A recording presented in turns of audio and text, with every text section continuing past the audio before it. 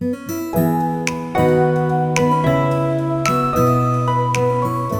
and welcome to Cafe X Podcast Season 2.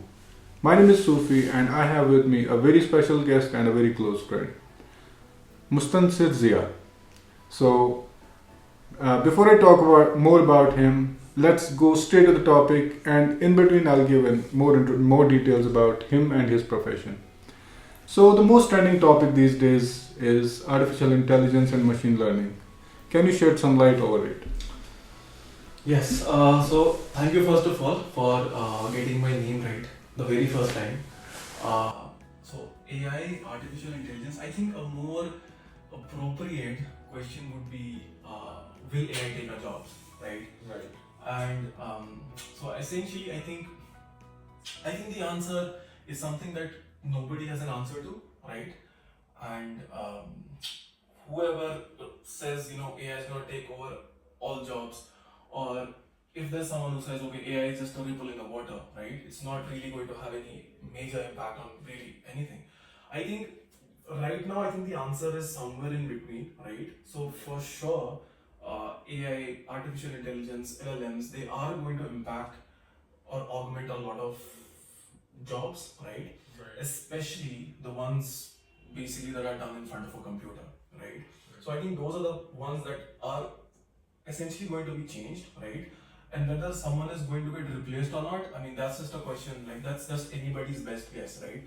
And what I like to tell people is, I mean, nobody really knows whether you'll be replaced by AI, but for sure, you will be replaced by someone who actually uses AI to leverage and do better than you, right? Right. So that is something that is a given, right? But for AI, I mean, that's just anyone's best guess, right? And so yeah, that's what I think.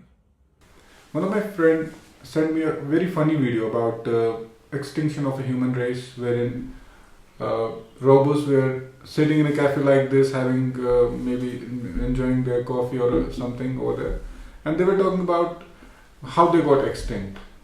Like we often talk about dinosaur extinction or maybe the previous races of human. So possibly it was made in a very funny way, but is it really scary? Will actually machines take over? I mean, that's essentially asking whether we'll have a Skynet-like situation in the future, Indeed. right? Right. So again, the answer is anyone's best guess, right? So generally, at places like OpenAI, Microsoft, Anthropic, right? So they have these teams, like they have these safety teams, right? Whose sole job is to just see whether the AI is performing inside certain bounds, right? Right. And they have these dedicated people called kill switch engineers, right? Or I'm not even sure whether that's a meme or not, but for sure there is a team or a group of people who are just there to ensure that the AI basically doesn't go out of hand, right? And their job is just to pull the plug essentially, right? Right. Um, so AI fundamentally, you have to understand that AI fundamentally, or these language models, they are essentially a data in, data out system, right? Wherein whatever data is fed into that model, uh, essentially that is what comes out in some way or the other, right? And when you talk about things like this, right, these essentially fall outside, like generally such data wouldn't be fed into a LLM to begin with, right? Let's say like how to make all humans extinct, right? So this sort of data wouldn't necessarily be put into an AI model, right? Right. So the AI model will be bound by the data that it's fed, right? Right. And currently, the biggest challenge with these models is that, so you may have heard about the term called AGI, right? That's an acronym for Artificial General Intelligence. Right. And by general intelligence, what we really mean is an AI that can actually think for itself, right? Exactly. In other words, like it can actually take decisions based on like scenarios, or basically it can take decisions in scenarios for which it has no data for, right? Right. It can consciously think and can decide what's a good thing or a bad thing, right? Right. And that is something that is still not yet solved with AIs, right? So until that problem is solved, right, I think it's really just a very I mean, I think it's just pure sci-fi to be saying that AIs will kill all humans, right? Right. Unless we get to a stage where the AI thinks for itself, right? Right. And then it perhaps decides that the best way forward for it to exist is to eliminate humans, right? Right. But then again, it's anyone's best guess, and I think a lot of safeguards are already in place, right? Right. And I mean, that's just another extreme thought, to be honest. Like, I mean, and like with other things in life, I think the answer should be somewhere in the middle, right? And I think that's how AI is probably turning out to be right now. Let's stay optimistic in this episode because everyone is talking about, or every algorithm I get in my feeds will be about something like causing threat to humanity or making us slaves or holding us captive like we have done with other animal species. So before asking you any other next question, I'd like to tell more about Mustansir. He told me about that. Thanks for saying my name correctly for the first time. I keep telling him that your name is it should be of some poet or an author. So it sounds like that. Kafi shairana naam hai. So I keep telling him this thing. He's a software engineer working with an MNC. Has an expertise over with development of many software and tech-based apps, websites and all. Talking about websites, will artificial intelligence really help us, or will there be a need of an engineer in future if we have this artificial intelligence, maybe let's say apps or tools available with us? So essentially, will a co-founder or a founder will they ever hire software engineers to build stuff for them, right? Right. Considering how much stuff LLMs or AI are able to do right now, I think so for sure. Yes, currently, like things like landing pages, small websites, right, or something that's really trivial to build, right, something that's not really hard, right.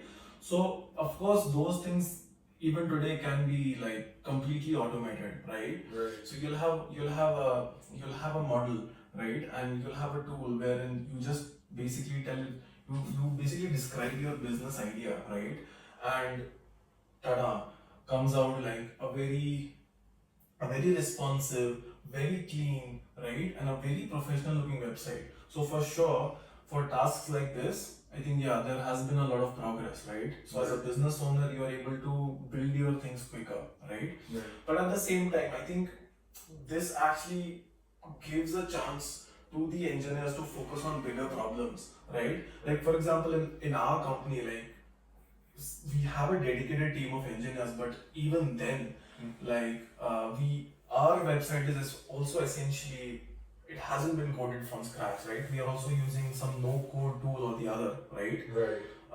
And it just gives a lot of freedom to the devs, to the engineers to focus on bigger problems, right? Right. And I think we can basically generalize this statement and can say that software engineers of 2025 need to look at bigger problems to solve, right? Just building very small websites or simple looking apps or solving really trivial problems, I don't think that's going to cut it for them, right? Right. I wish I could say this like in a more like maybe in a more friendly tone, right? I wish I could sugarcoat this, but the truth is that like they will have to up their game a bit, right? Right. Because small problems like this, they have been solved to an extent, right?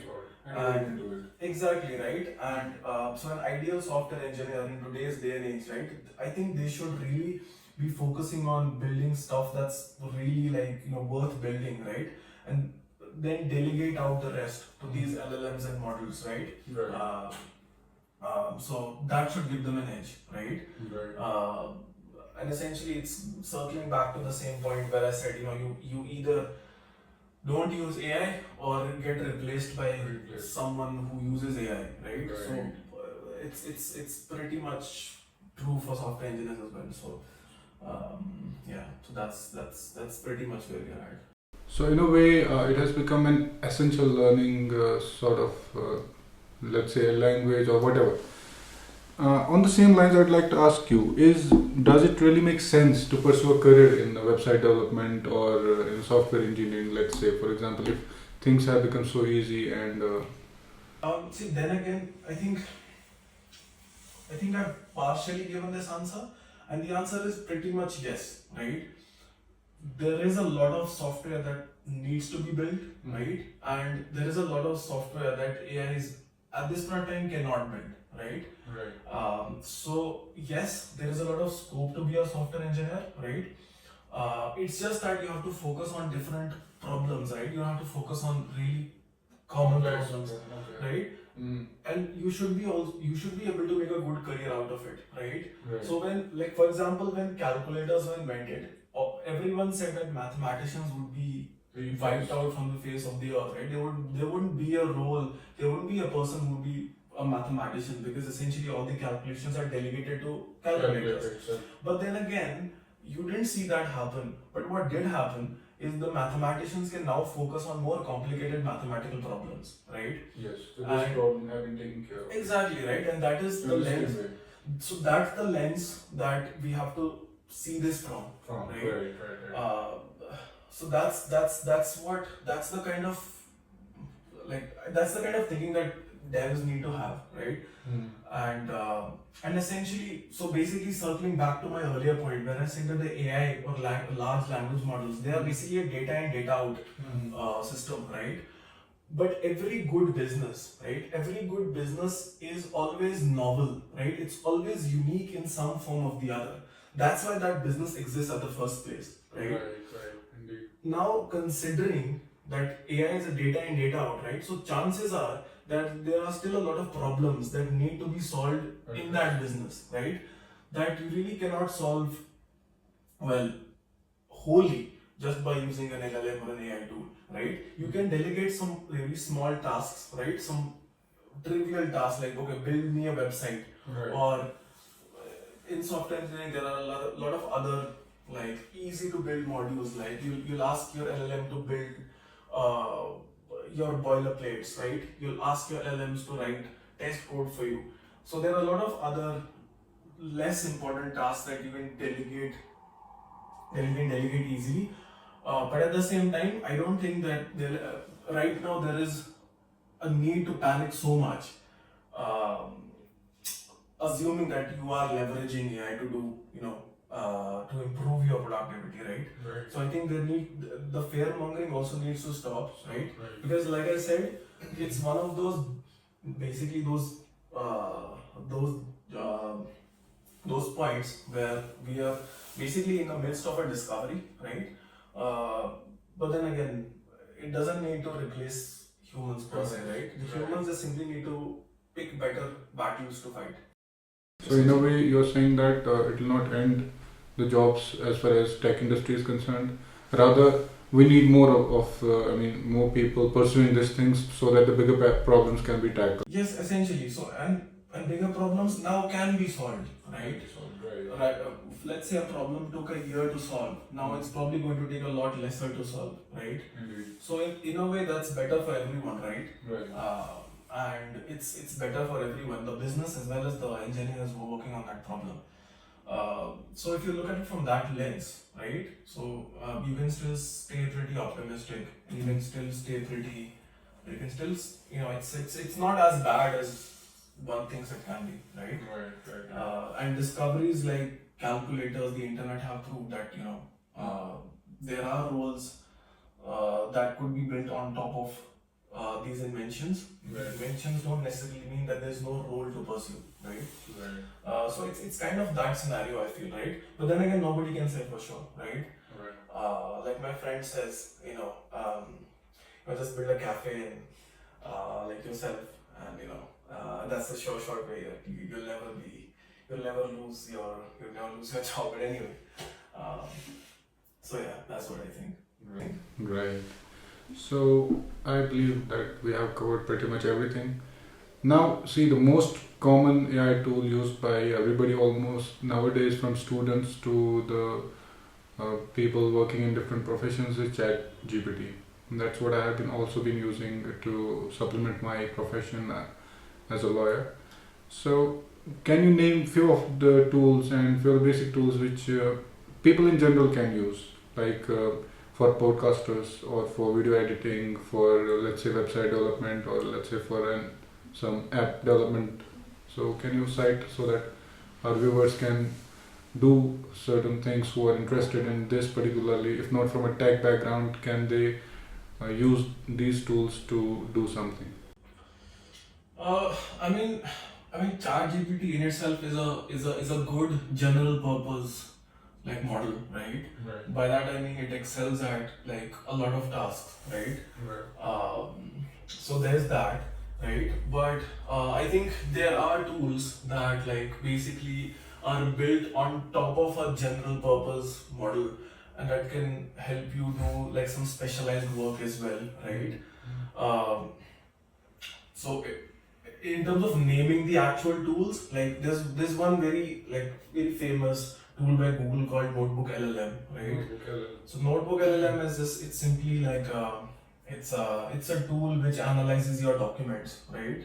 Like in very plain terms, like you would just give it like a few PDFs to read, and it would help you summarize them, right? Right. It will help you draw conclusions based on them, right? It will help you basically curate a lot of different kind of information. Let's say it will help you curate, if you're a podcaster, it will help you curate catchy posts for your social media handles, right? Right. It will help you give ideas. If you're speaking about those PDFs, right? Let's say those are based on a research or something, right? It will help you basically curate a script for your podcast, right? And it'll give you like other basically tidbits of information that you would have to spend hours digging in, right? Digging for. So that's basically what a lot of people use these days. And then again, there are other tools. Like there's a very famous tool, like a lot of people talk about it. It's called Photo AI. So Photo AI is just, I mean, you describe a situation, right? You describe, I mean, it's basically changing the way fashion photography works. Like for example, you don't necessarily need to even have a physical shoot anymore, right? You can just specify your subject, your model, right? The location where the shoot is going to. Yeah, exactly, right? The location of the shoot, right? And you just describe that, and outcomes like production quality, studio quality pictures, studio quality videos.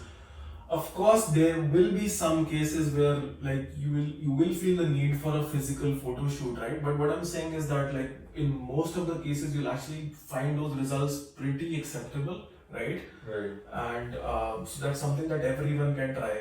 Uh, Similarly, like there are like other tools, like for example, so in software engineering, like there is a tool that's currently like pretty hot right now. It's called Cursor, right? Cursor. So I mean, it's basically an IDE, right? Which is very tightly coupled to these models, and it helps you write code faster, right? In very layman's terms, right? So you describe a problem, outcome, a snippet of code, right?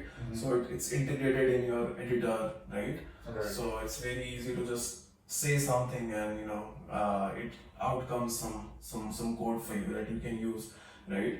So similarly, like Cursor, there's also like everyone probably knows about it in this space. We have Copilot, right?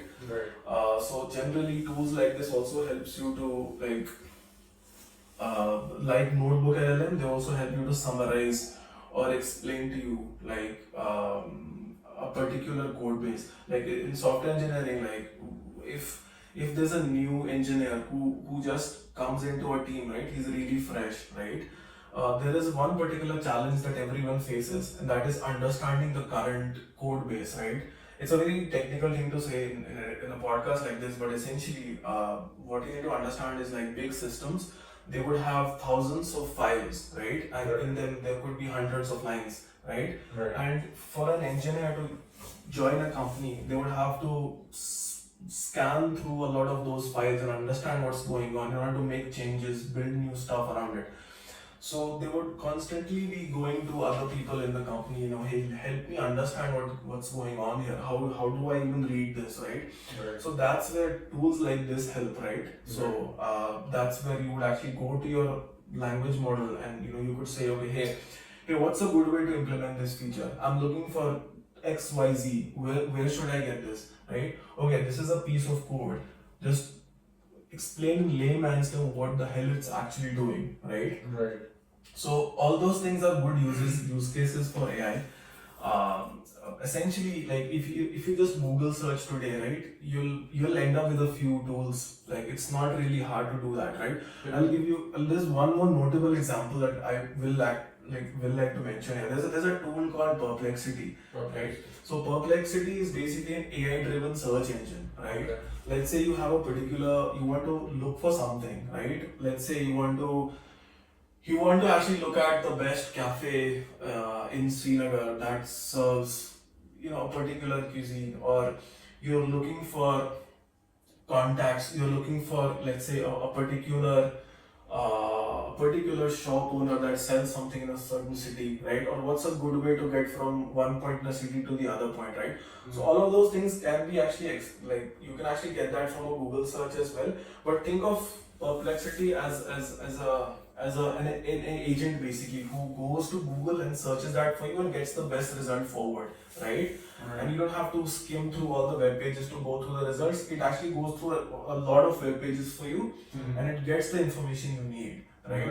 So I'll give you an example how this was actually misused by one of my cousins, right? So he actually got an assignment for his school, right? So assignment was just a sheet of paper. It has a few sets of, let's say, questions, right? And the questions are pretty basic. Solve this mathematical equation, solve this geometrical problem, or just like questions from science. So what he does is he clicks a picture of that. He uploads that on Perplexity, and then he just asks the question. Okay, tell me the answer for question number 2, question number 3, question number 4, and out comes beautifully written answer that he just copies into his notebook. I almost feel guilty of showing him this, right? Because now he literally cheats, right? I mean, Exactly. he literally cheats, and it just feels like cheating. Yeah. So what I tell him is that it's okay that you copy answers, but at least make sure you understand them, right? Because otherwise, anyways, he's going to face the exams. I know there will be no such tool available to him. So exactly right. If he doesn't understand what he's copying, yeah. But then again, it's a good tool too for research, right? One can use it for supplement. Doing the academics. It's really great for research. It saves a lot of time, right? For me, I think around 70-80% of my Google searches are now not done on Google, right? So that's where I would look for something, and it generally gives really good answers, right? Right. And there are like plethora of other tools. A Google search or a Perplexity search will give you a lot of answers that you need basically, right? It's just a matter of going there and listening. So see, this is a subject wherein we can go ahead and talk and keep on talking. There is no end to it because this is something which is currently happening. We know some of it. We don't know most of it. I don't know where it will end or where it is taking us. So let's cut this conversation today, and maybe in the next episode, with some more developments in this field, we can meet again. So I would like you to conclude this on a conclusion note. What would you like to say to our viewers, please? I think just one thing really, like I'll just basically just one single thing is that just be aware of what's going on, right? And as long as you're aware, like you'll actually go a pretty long way in whatever you're doing, right? And of course, don't be under the impression that like what can this AI do for me, right? This research and this technology has actually come pretty far, right? For you to take it seriously.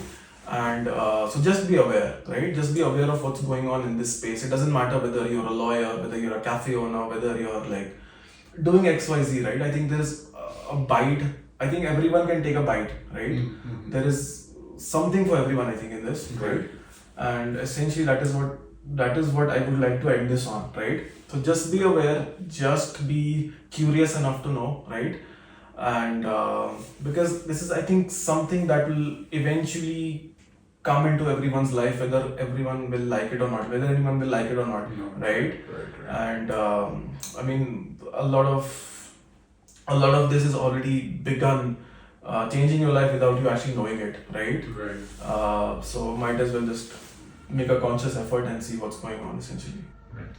So thank you so much for a lovely conversation. So we'll end it as I said earlier. We'll end it on an optimistic note. This entire conversation, because there are so many videos which you already see on your scrolls in reels on Instagram and then in your feeds on YouTube, which are actually AI generated, and you don't know the difference between the real video and an artificial intelligence video. And whatever profession you belong to, you can actually supplement your profession, be it a lawyer, podcaster, or maybe a cafe owner, a business owner.